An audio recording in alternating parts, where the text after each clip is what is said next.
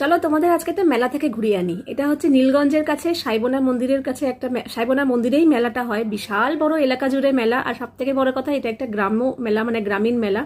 এরকম গ্রামীণ মেলা আমার দেখতে ভীষণ ভালো লাগে। দেখো যেখানে ধামা, কুলো, ঝুড়ি, বেতের জিনিস এইসব বিক্রি হচ্ছে, কাঠের জিনিস। আমার তো ভীষণ ভালো লাগছে, পুরো মন মুগ্ধ হয়ে গেছে।